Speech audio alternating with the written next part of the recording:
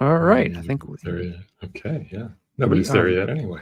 Yeah. Well, we're here. That's We're all that's here, important. yes. Okay. Oh, Yes. let me So, turn on focus so that we don't get disturbed by my computer. There we go. of course. All right. Let me do that. Okay. All right. So, do you want to? Should we start? You want me to start? You want to Yeah. start? How do you want to do it? You can start this time. All right. Sounds good. Well, Jon, good to see you again. Good morning. How are you? I'm doing okay. It's a beautiful, very sunny day here. Oh, that's good. Yeah. It's so sunny. I had to like hang a black scarf on one side of this room because the sun would I would have been like hit here. So yeah. Well, you're getting and better. Even with the sun, the shades in this room down, you can see how bright it is. Yeah. So yeah, no, you're yeah. getting better weather than we are today. It's pretty dark and cloudy today, but that's all right. Good fall Okay, day. well, I'm heading there. I'm heading there tomorrow. So and actually Right. need to ride the motorcycle up past your neighborhood up to Massachusetts. Wow. So That sounds to cool. store it for the winter, and then come back to New York on Sunday. But and then back to Chicago next Sunday. So anyway, You're around.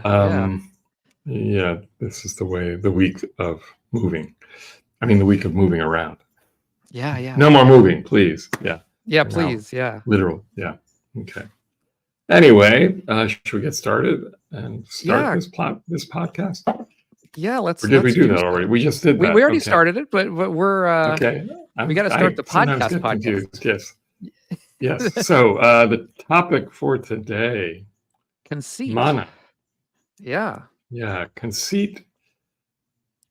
A tough topic. Yeah. How would you define it? From the in the context of the suttas. Yeah, well, in the context of the suttas, there are three different kinds of conceit. We ordinarily think of conceit as, in the English language, is the word conceit to be sort of conceited, which means you think you're better than other people.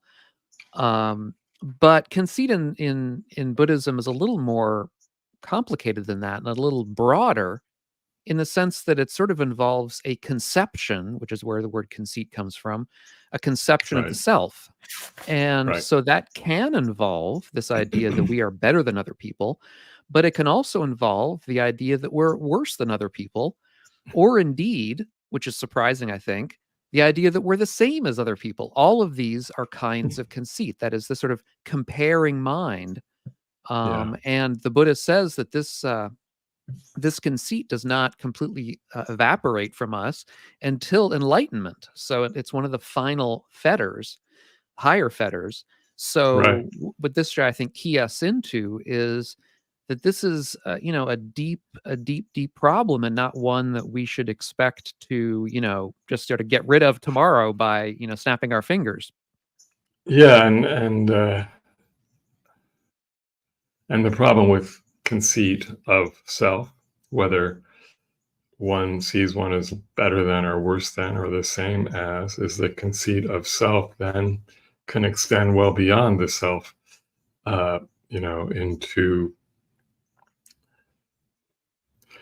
one's line of work, one's city, one's state, one's country, one's whatever, and we can see how the delusion plays itself out, among other things, in the way the world is today. And so we need to look at it, of course, on the basis of this manifestation in this moment, and how do we get beyond the conceit of this self, and then how does that impact relations with others? Because of course we live in relational fields, so we're always finding some balance, between, yes, I'm here, I feel myself here, I notice if I'm starting to feel more superior, less superior, the same as, and yet there's no one to be here. So Right, nothing um, permanent that's yeah, you can point to, and I think that's the main issue, or one of the main issues with this comparing mind, is that it sets us up, or whatever it is we're comparing. But in the case of the self, if it sets oneself up as something permanent that one can sort of grasp and point to, so that you say, I'm better at this, whatever it happens to be, as though that were something permanent. yeah, th- and in fact, it's not. And so the whole mindset of grasping at the things of our own parts of ourselves, or conceptions of ourselves that we really like, which is what conceit is all about. At least right, where of course, superiority conceit is sort of grasping at those parts of ourselves that we like. That's where we get ourselves into trouble, because of just the ordinary changes of life. And let's say aging is one example of that. We think we're really smart until we absolutely. start forgetting everything. Yeah, right. And so there's so many ways of working with this, right? I mean, I think, um, of course, one, on a certain level is like looking at the conceit of self through the lens of the aggregates, and these aggregates of clinging, of form, feeling, perception, volition, and consciousness. It's like how strongly do we hold to any one of those at any given time, forgetting that all of those are impermanent and constantly changing, and these aggregates are continually moving. So where is the self that I'm holding on to, and which part of that self am I holding on to? um, so that's important. Just that's a useful investigative tool, I find. It's like what just now is bringing up the idea of me, I Yeah. suppose. In this moment, who is the me that I am holding to? And obviously, in the relative world, we have to hold on to these things, otherwise we'd be lost in a sense. And um, uh, yeah, I mean, we can certainly find ourselves, if we're not careful, or if we have other, and this is interesting, I suppose, if we have other issues, psychological issues, that are sort of in the mix as part of the causes and conditions. When you start kind of considering the uh,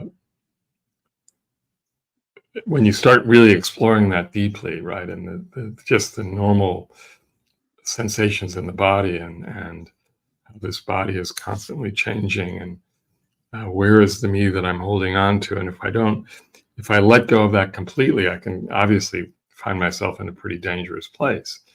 So there has to be this knowing of what's happening, as well as the recognition of the impermanence of all these uh, aggregates, and the constantly changing nature of these aggregates.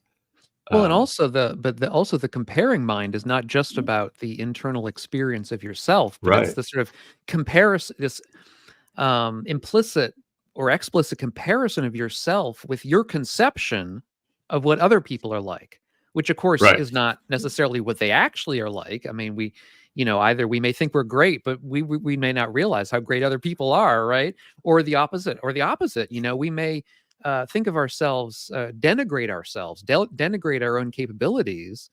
It's like the example of people. You sit in a meditation hall, and you're sitting here thinking, I'm the only person here whose mind is going crazy. Everybody else here mm, is completely calm and collected and just blissing out, and I'm the only one here having a terrible time, right, without realizing, that your conception of others is completely at odds with reality. I mean, because you're just making up stories.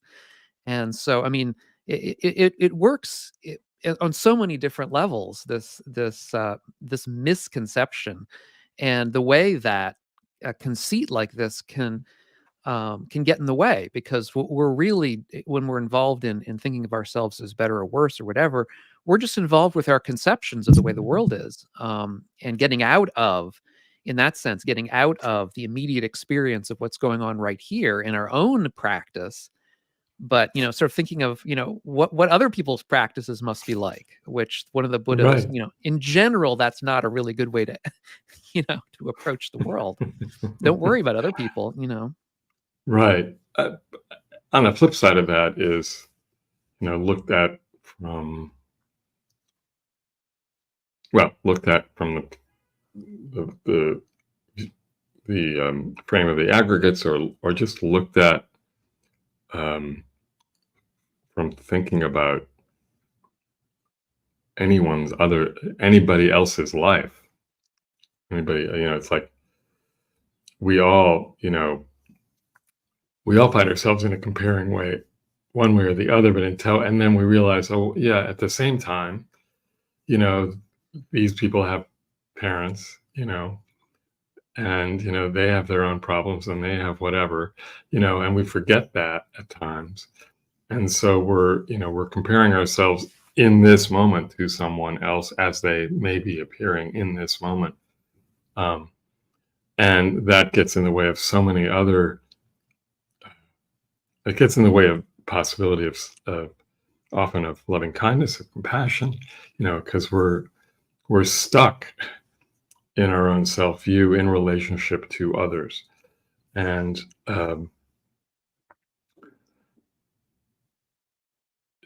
weeks ago, I know we were, our podcast was about forgiveness. I think it was 2 weeks ago. And, one way of helping with forgiveness is this notion that, and this is not something that the Buddha said, but I know it comes up in later traditions in some way or another, is that like everybody you see was at one point or another your mother, I think no, that is in one of the early suttas. I think it is. Okay. Yeah. I think so. That would be interesting to find. And if everybody was your mother at one point, how can you not be forgiving? And then, of course, what comes to my mind is, well, what about those people that really had awful experiences with their mother, and who were dealing with their mother? And of course, that happened in a talk I was giving the other day, in a discussion with someone, and she was really, her mother was getting quite on, and this woman herself was, probably my age. And so it's like, how long are you going to hold on to that, recognizing that your mother too had a mother, and you are your mother's mother, so it's like there's this continual, flow of life, and we attach so much importance to the way I am right now. And that's the conceit. And it's like, wow, how much suffering it results from that. And how, I mean, it's hard to imagine letting go of that fetter completely. And even, obviously, the Buddha answered to his name. So he may have let go of it completely, but at the same time, he knew who he was in that moment. Oh yeah. So it's not one or the other. It's both and. Well, it's how you hold it, I think. I mean, certainly the Buddha, I mean, if we're to take all of this stuff literally, then certainly the Buddha was able to make comparisons. I mean, we read in the early texts how he said he was, the greatest at this and the greatest at that. So it wasn't that he was incapable of comparing himself, but it was rather that if we're to take this stuff literally and understand it at face value, the idea, as I would take it, is that he held that comparison selflessly. It didn't bother him one way or another. If somebody else felt that they were better than him, it didn't bother him. Or if they felt, it wasn't the sort of thing that he took personally. I'll put it that way. It was simply a bare comparison, the way you might say that one tree is larger than another, and it was not something that he had ego attachment to. And I think that's the only way to understand. At least that's how I would understand it. Yeah. that the problem with comparison, the comparing mind, isn't that we're making a comparison. I mean, that's fine, but rather the way we get attached to that comparison and the way we take it Yeah. seriously and take it personally and get upset about um, all these various ways we can compare ourselves to other people. The way we get depressed if we think we're worse than other people in certain respects.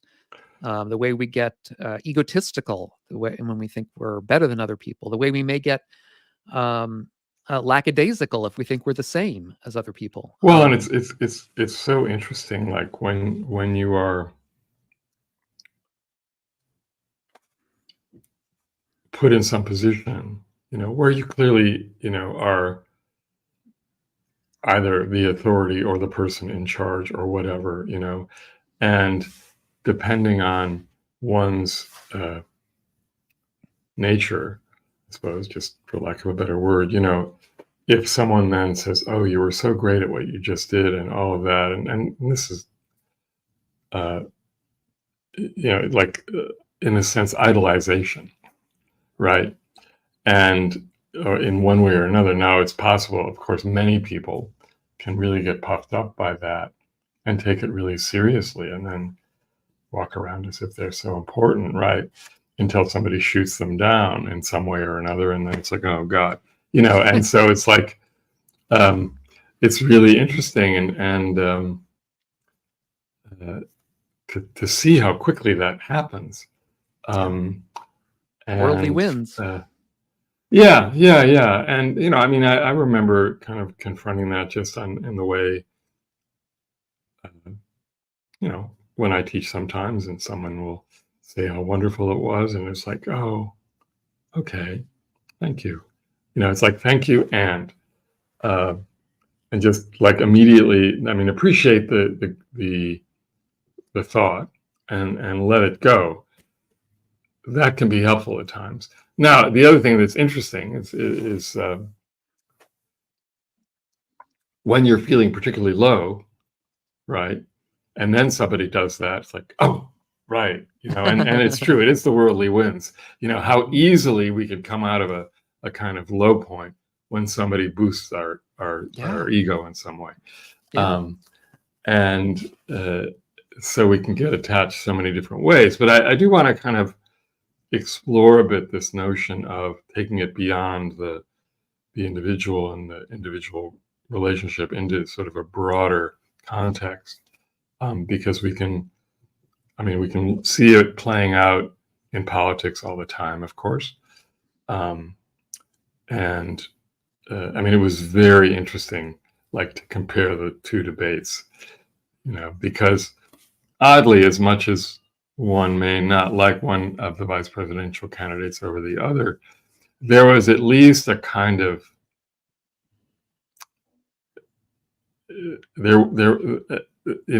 was a kind of humility to some degree, which was helpful to see, or there was like this ability, oh yeah, maybe we aren't that far apart. I mean, that kind of thing, which is so rare these days to observe. And then, the other debate where, of course, one person is just completely blown up and full of himself and doesn't listen to anyone else, and so it's like, he's puffed up by his crowd size, right? And it's like, oh, that's all it takes to, make this person feel good, is to have a big crowd in front of him. I don't think he would feel good in any way. That's part of the issue. Well, yeah. Anyway, but then, you sort of take it to the other level of somebody like the Putin, right? Or even Netanyahu to some degree. And it's like, their whole identity right now is based on, oops, you dropped away there for a second. I don't know if that's my end. I didn't tell you that we're having some internet problems, so I'm hoping the connectivity lasts long enough to finish this. Where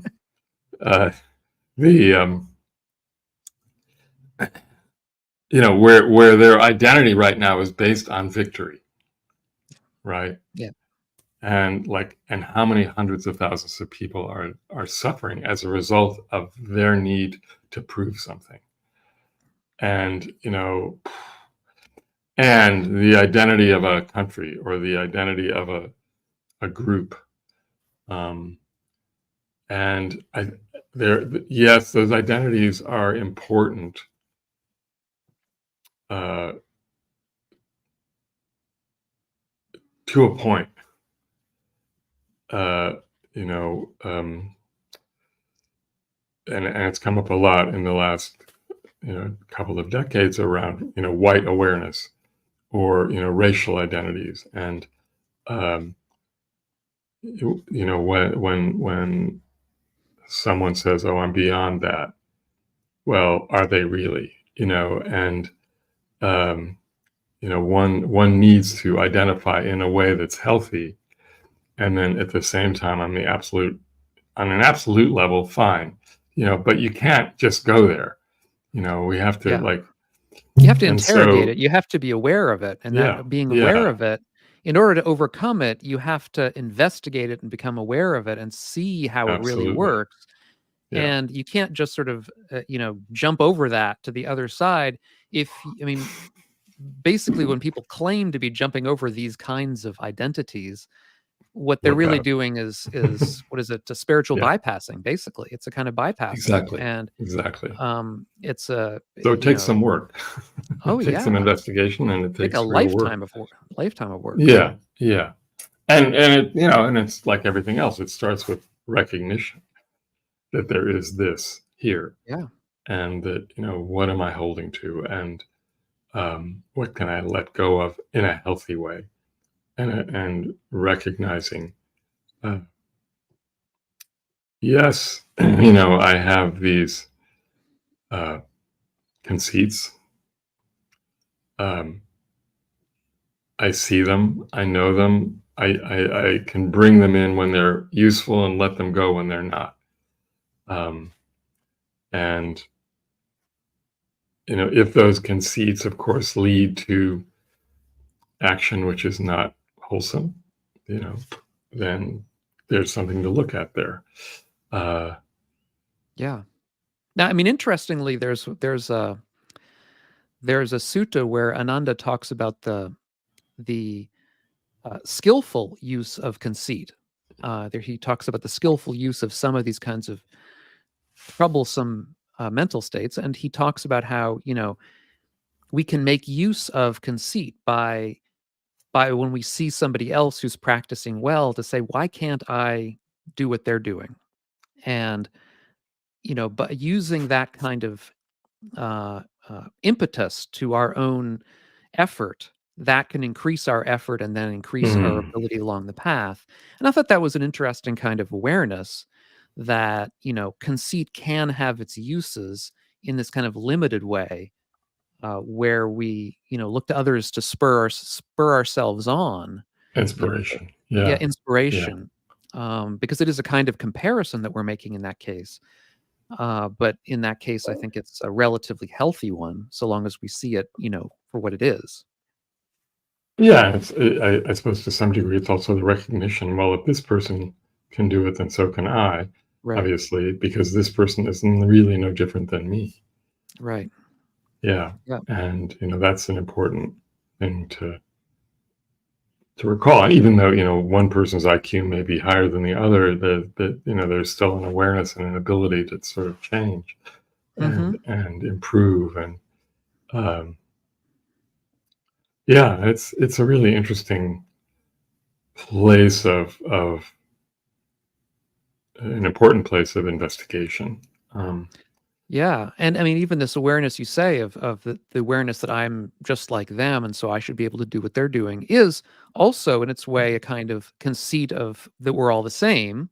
It's a comparison that we're all the same, but in that sense, again, it can be, I think, in that particular case that you were talking about, can be healthy because it gives us, again, a kind of a feeling like we don't have any impediments in our way that should be any different from this other person who's done well. So, and of course, we may be mistaken about how well they're doing, which is the other part of it. I mean, of course, yeah, we're yeah. conceiving of somebody else's path, and maybe we're not seeing what they're doing. Which again, brings in the aggregates, right? Because Yeah, there's that exactly. aggregate of perception, and Yeah.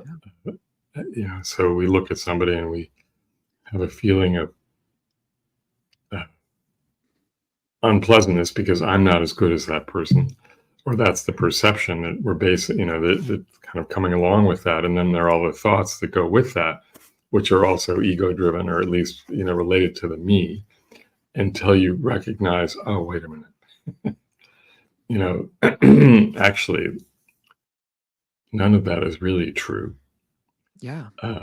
And if that's not true, then what's possible? Right. Yeah. And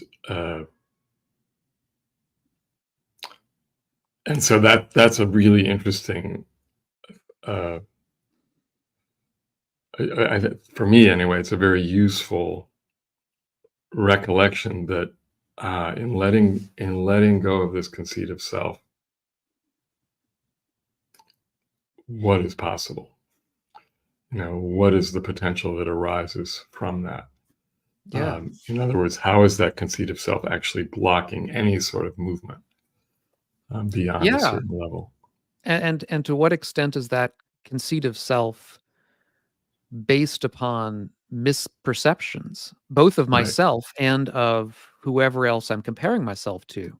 right, I mean, a lot of times, we'll see. I mean, I know people make comments on my videos or whatever involving somebody else's practice not being very good, and we read that in the suttas too.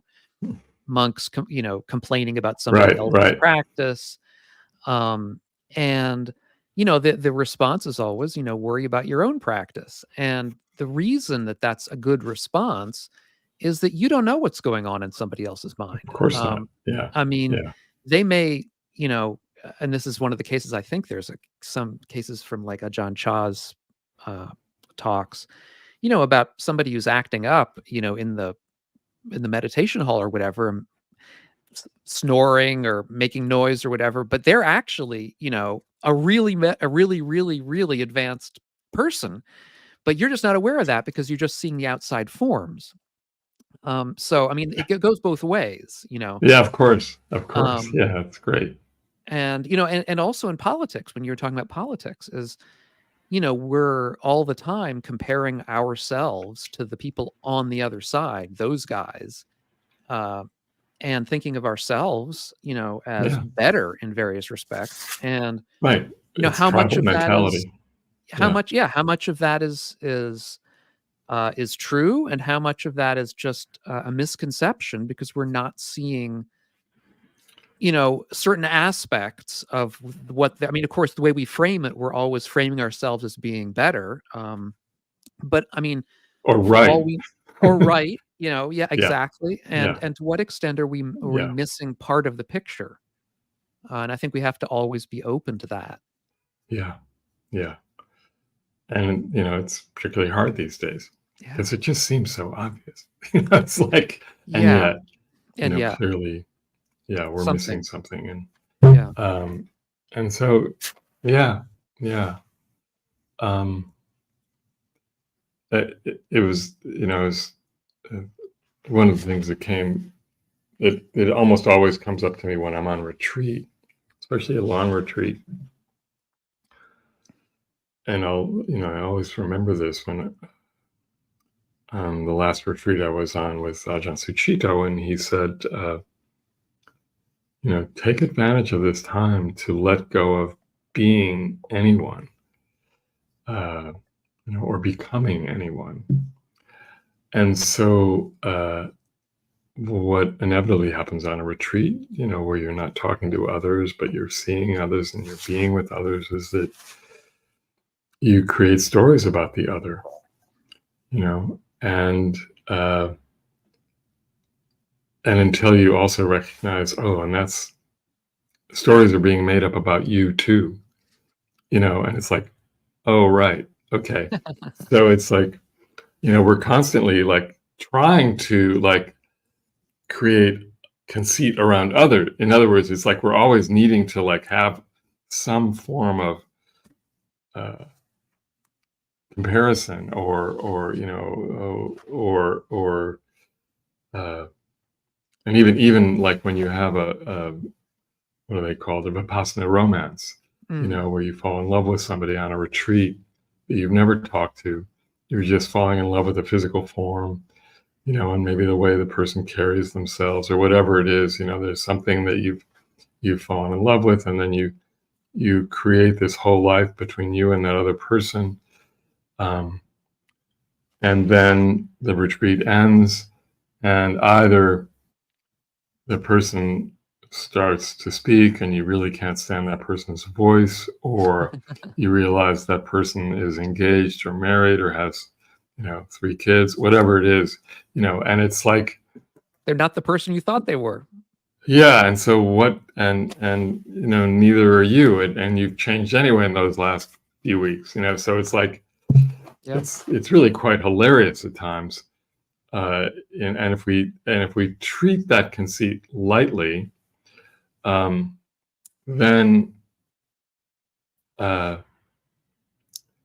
we can live more lightly, I suppose, is the other thing. So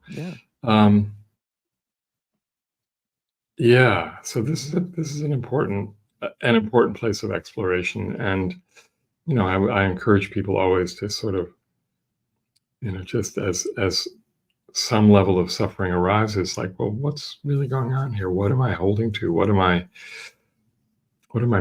I trying to be that I'm not needing to be, or whatever it is, so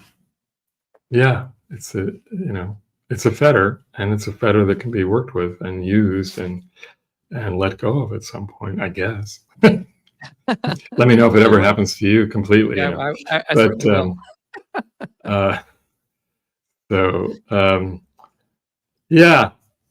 That was an interesting conversation. One I know, just that, I think I'd mentioned a couple of weeks ago that we have our annual Yom Kippur event, and given the state of the world as it is, we're going to be using the part of the theme of the day is going to be mana.